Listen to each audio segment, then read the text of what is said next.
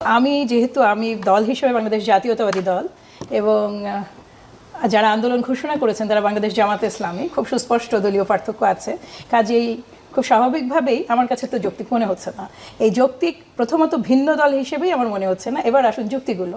যেই যুক্তি আমার প্রশ্ন হচ্ছে আন্দোলন করাটাই অযৌক্তিক, মানে তাদের সুনির্দিষ্ট দাবির বাইরে গিয়ে করাটা অযৌক্তিক নয়। আমি এই বিষয়টাই আপনাকে বলছি যে এটা তারা আন্দোলন যে কোনো সময় যে কোনো মুহূর্তে ঘোষণা করতে পারেন। কার বিরুদ্ধে করবেন সেটা সরকার কিংবা যেখানেই হোক। এই ক্ষেত্রে সরকারের বিরুদ্ধে আন্দোলন করাটা, বিশেষ করে গতদিন যেদিন ঐকমত্য কমিশনের মিটিং হলো সেদিন আমরা ডক্টর মোহাম্মদ ইউনূসকে খুব চমৎকার বক্তব্য দিতে দেখেছি সবগুলো রাজনৈতিক দলের প্রতি। এবং তিনি কিন্তু প্রথম থেকেই ডক্টর মোহাম্মদ ইউনূস হচ্ছেন আমাদের যতগুলো রাজনৈতিক দল আছে এবং যারা দল না তাদের প্রত্যেকের সরকার।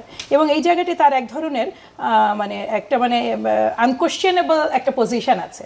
ফলে দেখা যায় যে খুব কষ্ট হলেও আমরা আন্দোলনের কথা বললেও যেটা হয় কথোপকথনের পরে ওই পর্যায়ে আর যাওয়ার কোনো সুযোগ থাকে না। কারণ আপনি নিজের বিরুদ্ধে তো আসলে আন্দোলনটা করতে পারেন না। এখানে তো সরকারটা তো আপনারই।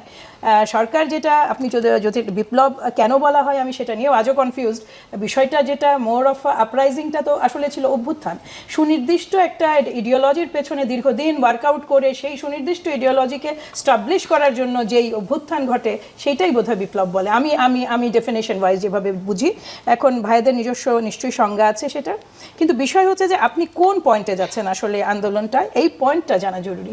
আপনার পয়েন্টটা তো পিয়ার, আপনার পয়েন্ট তো হচ্ছে আপনার লেজিটিমেসি দেওয়া, এটা একটা লিগ্যাল ফ্রেমওয়ার্কের মধ্যে আনা, যেটা ঐকমত্য কমিশন প্রতিদিন বা তাদের মতো বসছেন। 1 মাস সময় নিয়েছেন। কি হয়েছে তাতে? ফেব্রুয়ারি পর্যন্ত তো অলমোস্ট 5 মাস আছে।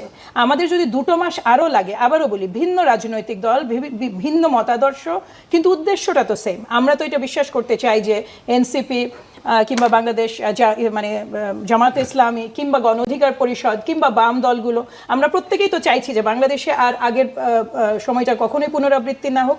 আমাদের কিন্তু যদি মূল ডেস্টিনেশনটা সেম থাকে, রাস্তা হয় সেম নয়। আমি বাংলাদেশ জাতীয়তাবাদী দল তার মতাদর্শ অনুযায়ী, তার অভিজ্ঞতা অনুযায়ী, তার চিন্তাভাবনা অনুযায়ী একটা তাদের মতো প্রস্তাবনা দিয়েছেন, জামাত ইসলামী একটা দিয়েছেন, এনসিপি একটা দিয়েছেন। এটা নিয়ে তো কাজ চলছে। এমন যদি হতো যে আমরা সচরাচর যেটা বুঝি যে আলোচনার টেবিল যখন বন্ধ হয়ে যায় তখন আপনি মাঠে নেমে আসেন আন্দোলনের জন্য। আপনি যেই অর্থেই বলুন না কেন, আপনি সরকারের ওপরে একটা এক্সট্রা চাপ তৈরি করার চেষ্টা করছেন। আসলে কিসের জন্য? তার মানে কি আপনি আপনার অ্যাকশন দিয়ে কি বুঝিয়ে দিচ্ছেন না যে ঐকমত্য কমিশন ব্যর্থ হয়ে গেছে?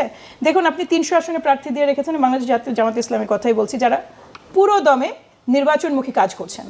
আপনি নিম্নকক্ষে পিয়ারের জন্য মাঠে নামছেন, আপনি আলোচনার টেবিলেও বসছেন। আসলে আপনার রিয়াল স্ট্যান্ড কোনটা?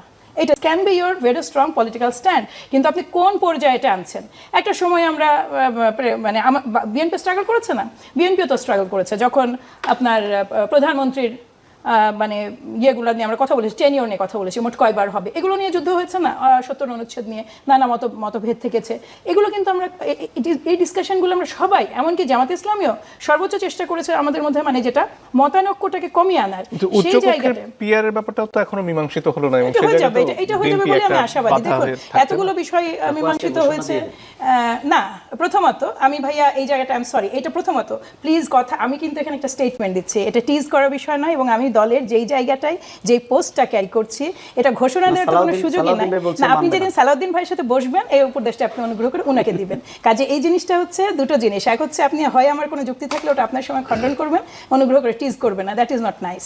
যাই হোক, যেটা বলতে আমি এখন মূল কথায় ফেরত আসি, সেটা হচ্ছে 84টা বিষয়ে ঐকমত্য কমিশন একমত হয়েছে। এর মধ্যে অনেকগুলোতে নোট অফ ডিসেন্ট আছে, থাকতে পারে না? আমি যদি সব বিষয়ে একমতই হই তাহলে তো জামাত ইসলামীকেও ঘোষণা দিতে হয় না যে আমাকে মাঠে নামতে হবে। কিন্তু ওই যে আপনাকে আমি বললাম যে রাজনৈতিক আপনার একটা স্ট্যান্ড থাকতে হবে, যেটা কংক্রিট, যেটা দেখে আসলে আমি বুঝতে পারি আপনি চাইছেন কি। আপনার মাঠে 300 লোক নির্বাচনের জন্য কাজ করছে, আপনি পিয়ারের জন্য আবার সেই মাঠে নামছেন ওই লোয়ার হাউসেই, আবার আপনি আলোচনা টেবিলেও আছেন।